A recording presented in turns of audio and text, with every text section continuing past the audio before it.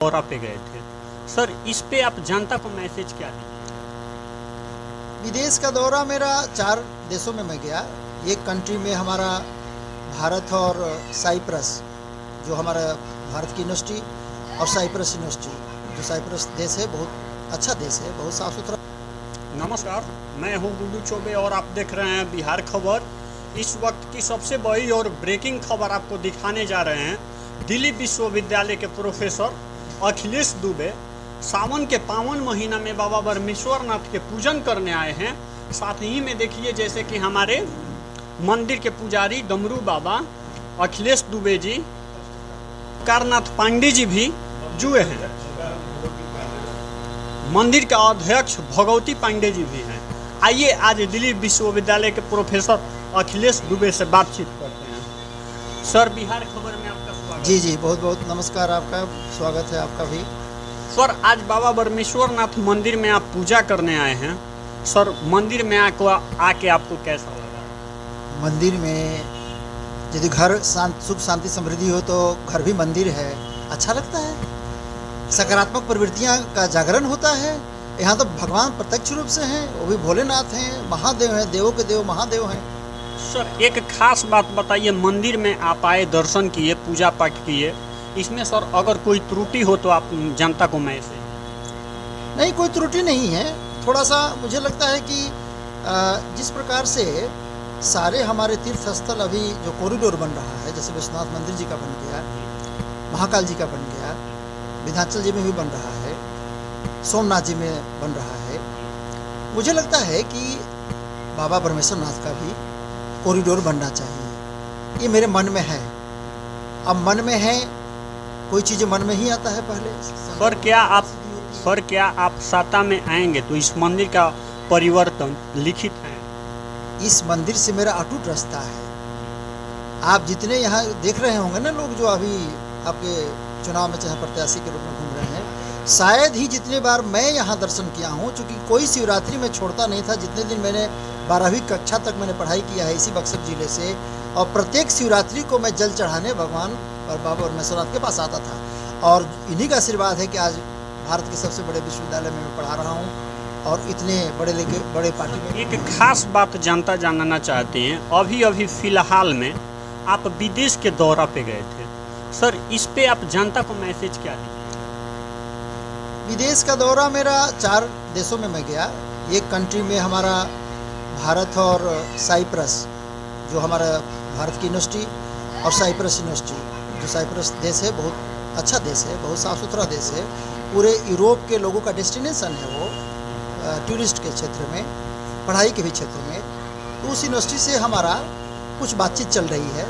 परसों ही उनका मैसेज आया कि सर, आप लोग, मतलब हम चाहते हैं इंटरेक्शन प्रोग्राम करना, फैकल्टी डेवलपमेंट का प्रोग्राम करना, आप बच्चे हमारे वहाँ जाएं।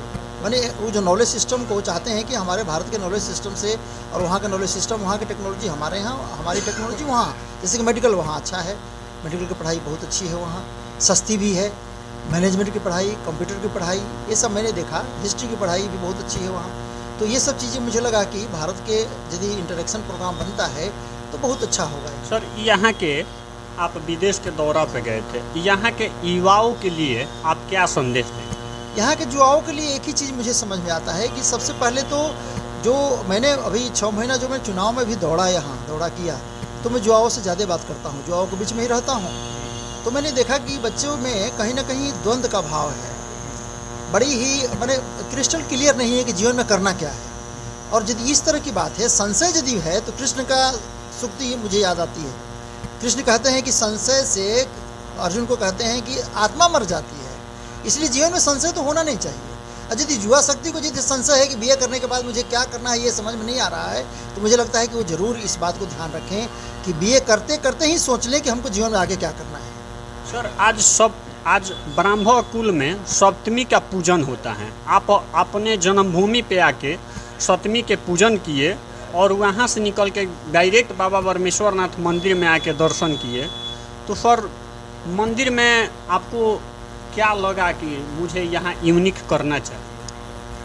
2-3 चीज़ें हैं इसमें। हम अभी सुबह पहले अपने घर पर जा कर के खुद इसमें भोजन पकवान मैंने खुद बनाया, प्रसाद, उसके बाद में पूजा कर करके एक कार्यकर्ता सम्मेलन में मुझे जाना था संबोधन करने, वहाँ भी गया मैं। उसके बाद से अभी मंदिर में आया हूँ, फिर अभी मैं डुमरांव जाऊँगा, वहाँ मुझे एक प्रोग्राम रखा है लोगों ने। फिर बक्सर भी मुझे जाना है, वहाँ भी एक कार्यक्रम है सीनियर लोगों के साथ, कुछ वरिष्ठ कार्यकर्ताओं के साथ। ये आज का भी कार्यक्रम है मेरा, अभी चलेगा ये 9 बजे रात तक। अभी 2 दिन का प्रवास है मेरा। मंदिर में देखिए, मंदिर में जो मुझे लगता है कि ब्रह्मपुर धाम को भी कॉरिडोर के रूप में इसको बनाना चाहिए। और ये बात मैं आपको विश्वास दिलाता हूँ, सत्ता में रहने से ही काम नहीं होता है। सत्ता के बगैर यदि काम करे आदमी तो बहुत आनंद है उसमें।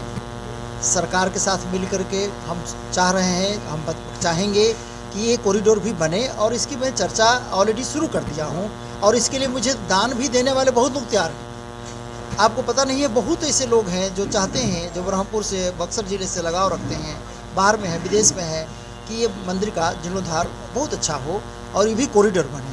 सर, आप कुछ समय पहले एक बात बोले थे सारे मीडिया के सामने कि मुझे बक्सर में एक ऑनलाइन ऐसा संस्थान चलाना है जहां गरीब से गरीब बच्चा जाके फ्री ऑफ कॉस्ट पढ़ाई करे। उस पर सर क्या करें? उसकी योजना बन रही है, चूँकि अभी 20 दिन पहले, 20 दिन क्या 25 दिन हो गया करीब, हाँ 20 दिन 25 दिन, दिल्ली में कांड हो गया है कोचिंग संस्था में।